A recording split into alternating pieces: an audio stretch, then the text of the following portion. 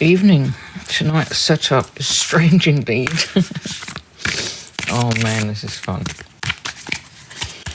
So day 18. This is day 18 of my rambles. Talking about the tarot card of the day and anything else that comes up from what we see in the cards. It's a lot of fun. I'm really enjoying it. I'm telling stories. I'm talking about mental health. I'm talking about all kinds of weird and wonderful things. I'm going to actually change, I think, the titles of some of the videos to reflect that. I'm using my iPhone mic and it's quite loud, so I'm trying to keep the cards away from the phone because they make really clacky noises, and I'm not sure if I'll be able to take the noise out. So I did the other shuffle. I'm not going to shuffle too much. So we're going to go day 18. We'll jump straight into it.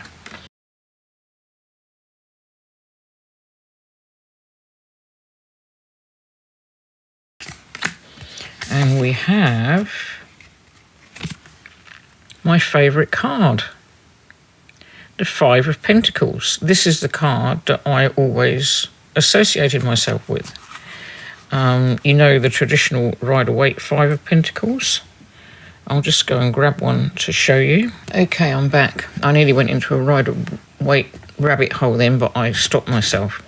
So that's this is an old deck, old Rider-Waite deck. So that's the traditional Five of Pentacles card with the two beggars outside the church. And I think one of the reasons I like it is because it usually depicts snow, a snow scene. But you'll all know that image. You'll know that imagery. I'll just put it there for a sec. And then this is from the Golden Rider, so you can see it. I like this one because I like the backs. I love this deck. The cards are beautiful, and the colouring I like way better than the other one.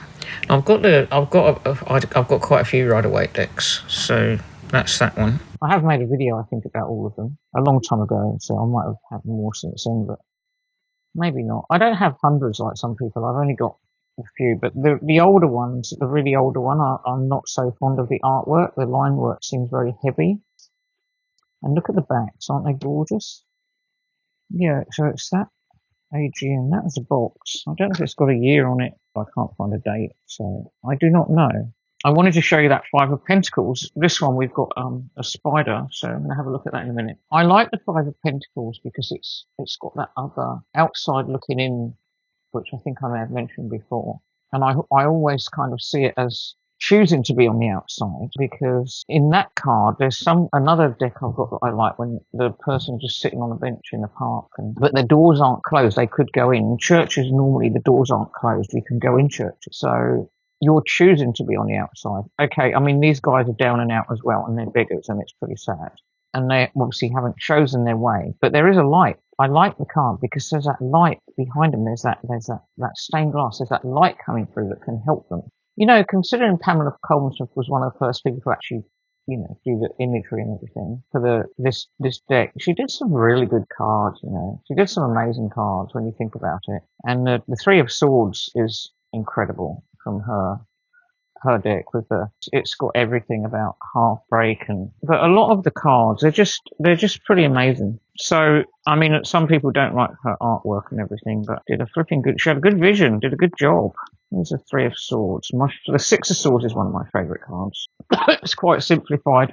The Three of Swords in this one. The clouds, the darkness. Okay, I had to stop recording because I was using my phone mic and the babies were crying. The room's echoey anyway, but I can't remove all the background noise, so I had to swap to my little mic, which I found, which doesn't pick up a lot of background noise.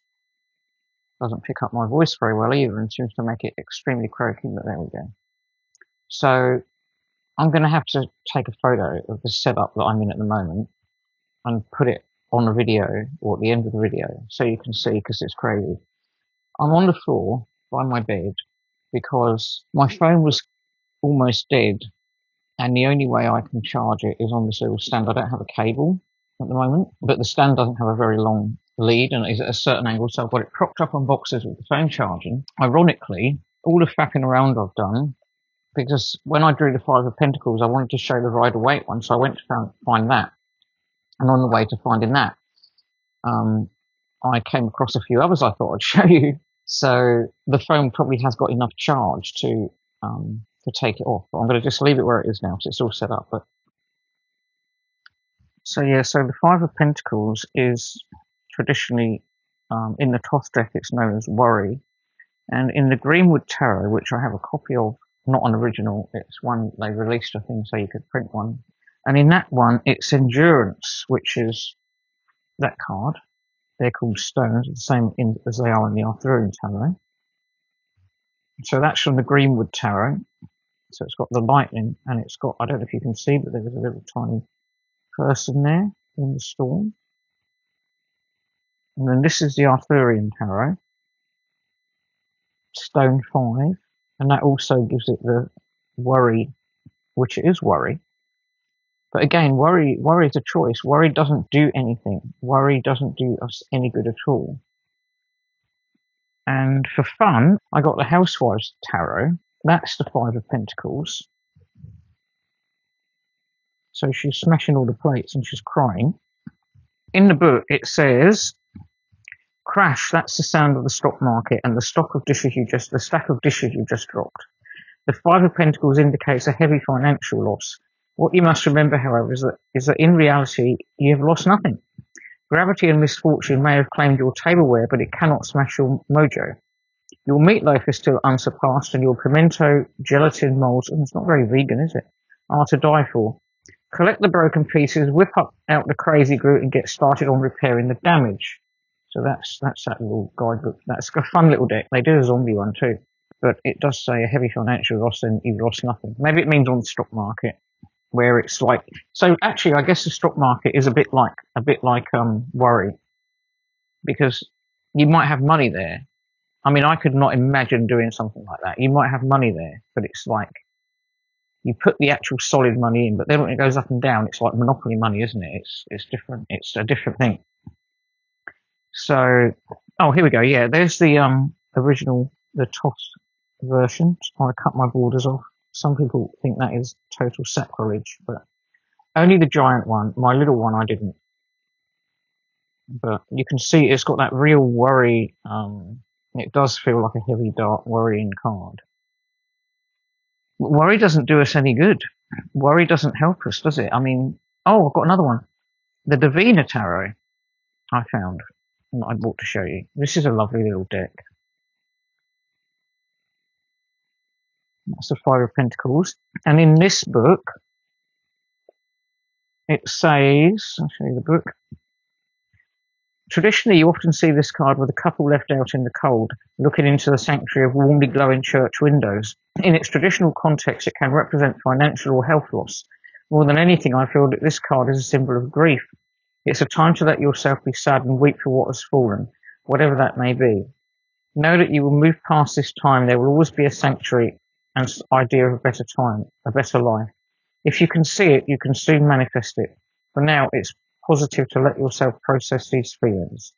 And that's so true. I mean, and I quite like that. I like how they've done the eye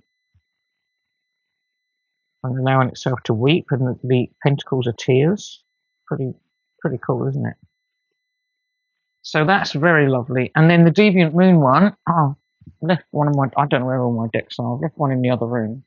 But I'll show you the picture in the book. And he does it, you know, the financial adversity and escaping poor conditions and rejection and abandonment. But I don't know if it's even going to fit on here. But knocking everything flying. It's that very similar, but in Deviant Moon style. Like there's the church window, but there's the eye looking out too, and the person escaping. Now, to me, as I said, it means being out in the cold. We're choosing to be out, but it means being on the outside. And sometimes, if you like winter, it's nice to be on the outside, looking in. I don't always want to be part of the crowd, and I think that's why I like it. And there is the worry and the financial symbols of financial loss and ill health, and they're not obviously they're bad things. But the major theme of the worry is the thing that's actually useless to us and isn't going to do us any good. One of the hardest lessons us human beings have to learn, that and the self-nurturing. So yeah, so the Five of Pentacles is Mercury in Taurus, and this is interesting because in one of my books that I've got, which is called Tarot and Astrology, and it's by Corinne Kenner, I just looked up Mercury in Taurus to find it. Because that's one of the cards I know, because again, it's one of my family and my favourite card. When Mercury the Magician finds himself in Taurus, his focus shifts.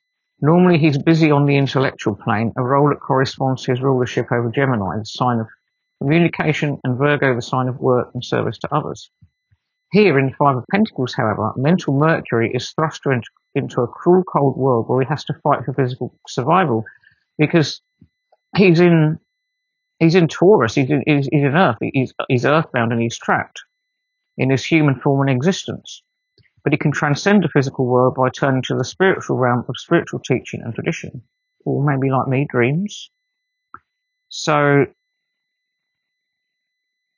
it's all the Taurus cards are also connected to the Hierophant. The light shining through the window symbolizes the illuminated wisdom that the teacher of tradition has to offer.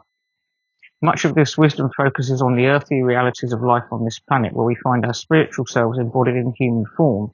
If we're not careful, we can forget that our physical forms do not define our existence. So, to me, that speaks more about, now I understand how I feel about the Five of Pentacles, because it explains my version of it. Because I think for me, it is feeling like other and trapped in this world, and it's very hard for me to live in this world. Could even be my empath card. You'd think that would be a cups card, but no, I don't know. I really relate to the Five of Pentacles very strongly. Always have done since I first saw it. And I was pretty young then, you know. I mean, I wasn't even 10. And it's, yeah, so the Golden Dawn, it was the Lord of material trouble. So let's look at our poem. So we've got our other card. So we've got the spider in the web, and inside is a flower.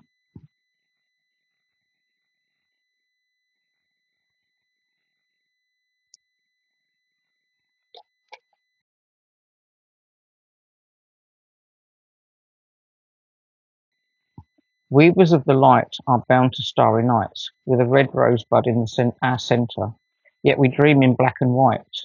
Never despair of the perfect web we wear, as with the myth of Arachne, we survive when we tear. Wow, that's very encouraging, isn't it? We survive when we tear. So, and spiders mend their web perfectly. So now I understand that, and I really like it. It's a really brilliant rendition of the interpretation of the Five of Pentacles. So I'm really impressed with that. And we've got to remember that the Six of Pentacles is the following card, is about the beneficiary. So, and this is from the Rider-Waite. So now we've got our little beggars, they've been cleaned up, and then they're being given arms, as it was called then. Kind of a bit like Oliver Twist, isn't it? Oliver, never before did that boy I saw. Oh God, I love that song. I love it. My kids and I watch that movie a million times. Right, I've gone on and on about the Five Pentacles. Isn't this what it's all about? I love it, you know. So now we'll do our Lunar Nomad card. I think that Five of Pentacles is very on point, really, for me at the moment, because I was feeling imposter syndrome about calling this a channel, when, you know, and then I saw this thing come up. They're doing all these AI things and everything going to be AI, and it freaks the hell out of me. I think it's very depressing for creative people. People are going to think, what's the point? And yet, on the other hand, they're saying people want you to be more authentic on YouTube. I don't know. Okay, we'll do our little 1, 2, 3 cut, and what did I get? 5. So 1, 2, 4, 5.